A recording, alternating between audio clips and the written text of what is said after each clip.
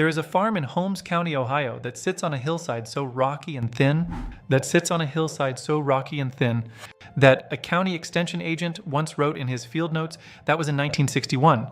The farm is still there. It still produces. The family that works it never read that report. They would not have needed to. Before a single row was planted each spring, the soil itself was studied. Not with instruments, not with testing kits mailed to a laboratory, but with the methods refined. Handful by handful, season by season, failure by careful failure, and here is what makes that worth paying attention to. The farm is not producing in spite of that thin, rocky hillside. It is producing because of how deeply those farmers learned to read it. What the Amish have built over 3 centuries is not just a collection of farming practices. It is a working relationship with soil, particularly the difficult kind, not the rich, deep black earth that produces without effort, of how deeply those farmers learned to read it. What the Amish have built over 3 centuries that cover far more of the North American continent than anyone is comfortable admitting. The kind of soil that most modern approaches quietly write off. The kind of soil the Amish have been coaxing into abundance since before the United States was a country. And the tricks, because that is genuinely the right word, are not obscure or mystical. They are specific, repeatable, and grounded in the same principles that make them still work in any season. On any plot, whether you are managing 40 acres or a raised bed behind a townhouse, start with what they call reading the floor. Before any amendment is added, before any seed is chosen, before the calendar is even consulted, Amish farmers assess what the soil is actually doing. A fistful of earth squeezed tight and released. If it holds its shape without crumbling, there is too much clay. If it falls apart immediately without any cohesion at all, the drainage is excessive, organic matter low. The right result, the result they are looking for, is a clump that holds for a moment and then gives.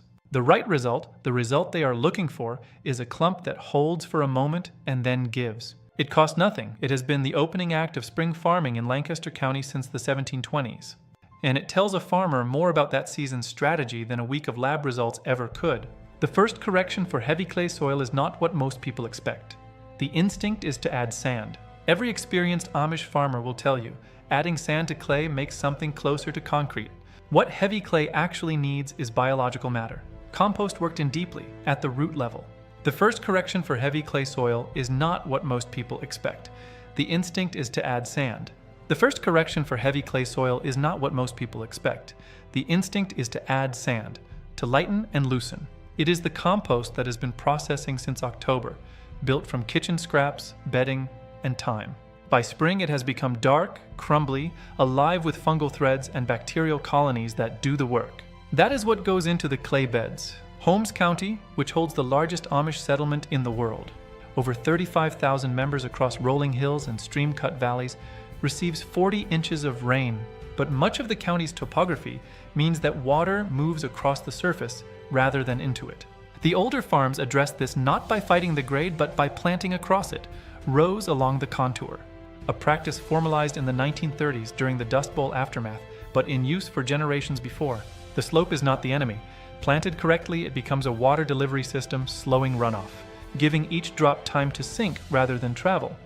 In the same spirit, they use what old-timers called dead furrows, shallow troughs dug across a slope specifically to catch and hold rainfall between planting rows.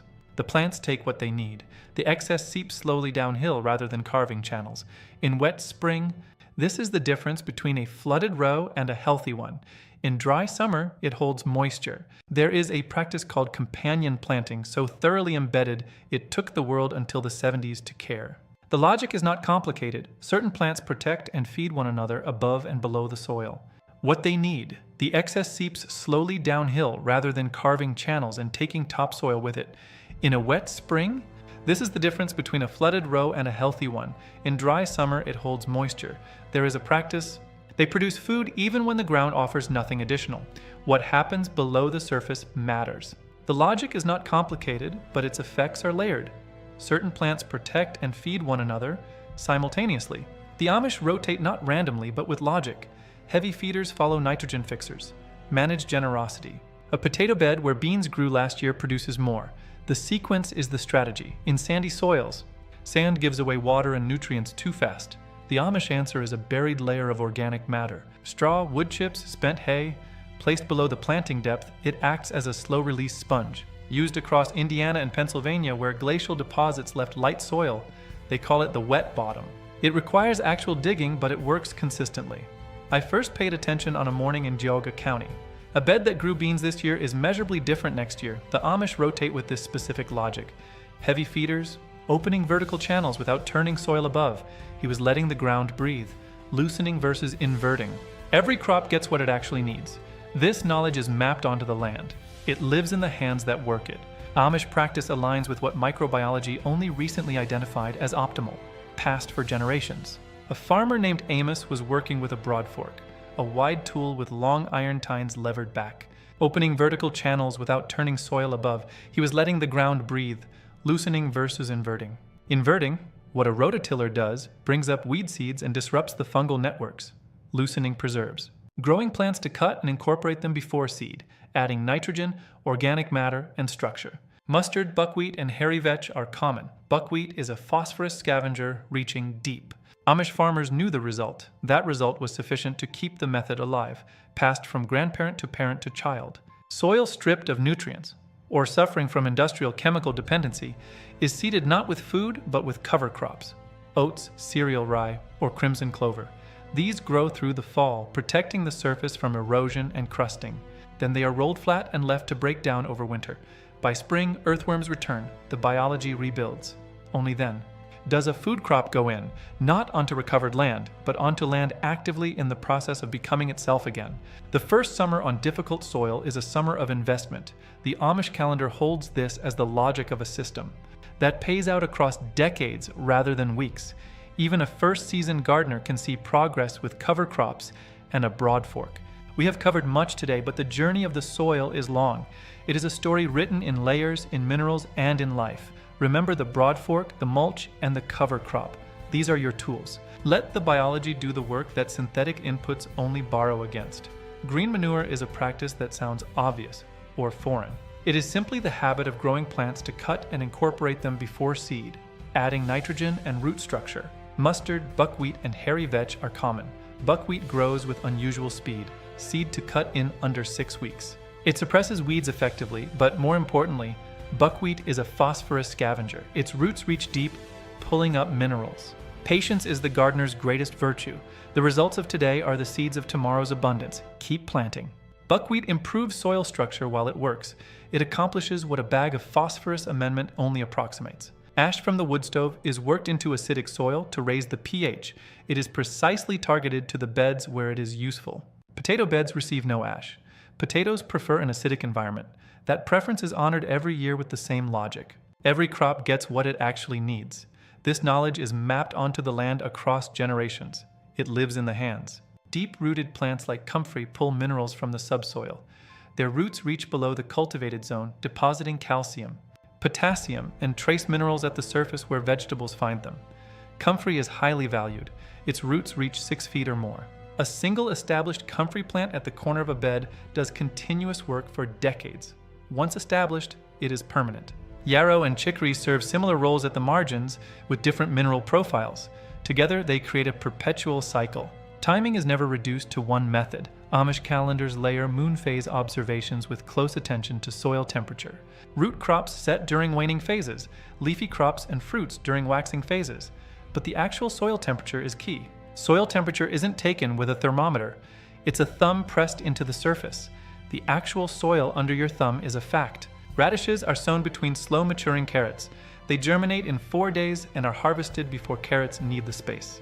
The bed is never empty, never idle, and never wasted, which matters when the soil is difficult and the season is short. Mulching is a continuous process of layering organic material. It retains moisture, moderates temp, and suppresses weeds. In poor soil, particularly thin, rocky soil, a permanent mulch layer is one of the highest return practices available. Saving seeds from the strongest plants in difficult conditions carries a specific local adaptation. They perform better than catalog seeds. Certain heirloom varieties exist nowhere else, cultivated to specific soils and farms, representing an irreplaceable depth of knowledge. Final piece to you, final bounty, the end of the film, but the beginning of your garden. Thank you for your time. Farewell. The fields are waiting, the tools are ready, the knowledge is yours. Go forth and tend your garden. Farewell, farewell, farewell. Consider that the people who farmed Holmes County began with ground that fits every description, until the ground remembered what it was capable. And so the legacy continues, season after season on that thin, rocky hillside that was once written off. The ground doesn't lie. It responds to the touch of those who know how to listen. It produces not in spite of the rocks, but because of the care brought to them. The fields are waiting, the tools are ready, the knowledge is yours. Go forth and tend your garden. Farewell, farewell, farewell. From poor soil comes great abundance if only one has the patience to wait and the eyes to see. The soil is not a problem to be solved. It is a partner to be understood. The Amish learned this 3 centuries ago. Perhaps it is time the rest of us did too. Abundance is waiting. The earth remains, the wisdom remains, the legacy remains. Thank you for being part of the story. Peace be with you. Farewell. Grow well. The legacy continues. Every season, every handful of earth, every quiet morning, the ground remembers. The soil speaks, we listen, we grow, again and again, forever. The legacy continues, we listen, we grow, again and again, forever. Through heat and frost, the cycle never ends. Peace be with you. Consider the hills, consider the soil, consider the hands. Abundance is waiting. The Amish way is a path of humility. It is the understanding that we are not masters of the land, but its servants. When the sun scorches, we provide shade. We are the protectors of the fragile, the guardians of the green. Each row planted is a prayer, each harvest reaped is a blessing. This is the rhythm of a life lived in harmony. In the quiet of the morning, before the world wakes, the Amish farmer is already at work, listening. Listening to the wind, the birds, and the very breath of the earth. There is a song in the soil if you know how to hear it.